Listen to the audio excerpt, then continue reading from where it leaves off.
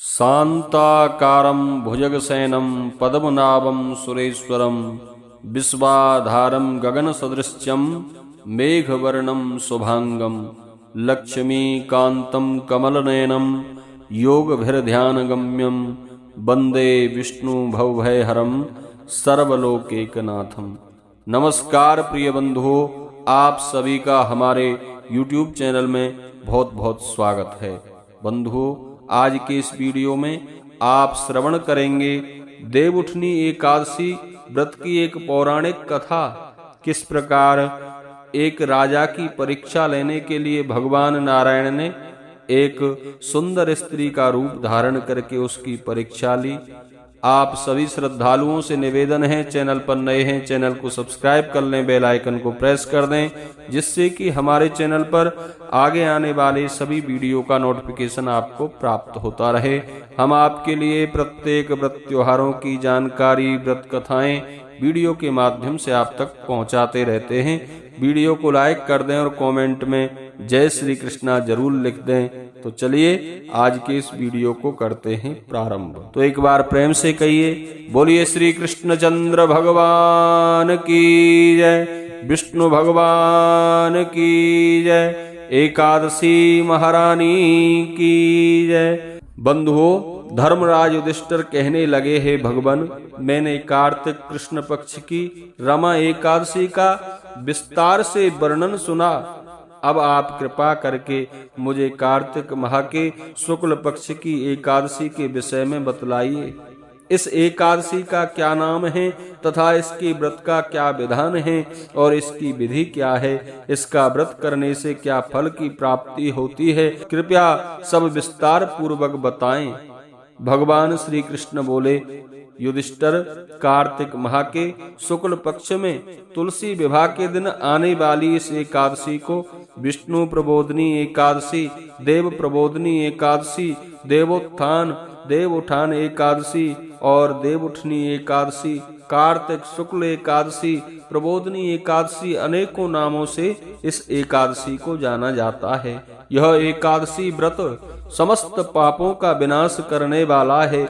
इसका महात्म्य सुनने से भी मनुष्य को बहुत पुण्य फल की प्राप्ति होती है, सो ध्यान पूर्वक सुने। एक राजा था, उसके राज्य में प्रजा सुखी थी। एकादशी को कोई भी अन्न नहीं बेचता था, सभी फलाहार करते थे। एक बार भगवान ने राजा की परीक्षा लेनी चाही। भगवान ने एक सुंदर स्त्री का रूप धारण किया तथा मार्ग में किनारे पर बैठ गए। तभी राजा उधर से निकलकर जा रहा था। उसकी नजर उस सुंदर स्त्री पर पड़ी तो देखकर चकित रह गया।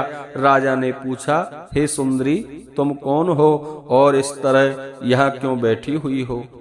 तब सुंदर स्त्री बने भगवान बोले, मैं एक निराश्रिता हूँ, नगर में मेरी किसी से कोई जान पहचान नहीं है, सो मैं किससे सहायता मांगू? राजा उसके रूप पर मोहित हो गया था। राजा बोला, तुम मेरे महल में चलकर मेरी रानी बनकर रहो। सुंदरी बोली, मैं तुम्हारी बात तो मानूंगी, पर तुम्हें राज्य का अधिकार मुझे सौंपना होगा। राज्य पर मेरा पूर्ण अधिकार होगा। मैं जो भी बनाऊंगी वही तुम्हें खाना होगा, जो मैं कहूंगी वही तुम्हें करना होगा। लेकिन राजा बंधुओं उस स्त्री के रूप पर मोहित था, अतः उसकी सभी शर्तों को राजा ने स्वीकार कर लिया।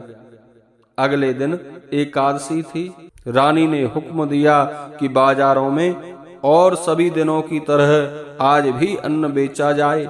रानी ने अपने घर में मांस मछली आदि पकवाए और परोस कर राजा से खाने के लिए कहा। यह देखकर राजा बोला, रानी, आज एकादशी है, मैं तो केवल फलाहार ही करूंगा। तब रानी ने शर्त की याद दिलाई और बोली, या तो खाना खाओ, नहीं तो मैं बड़े राजकुमार का सिर काट दूंगी।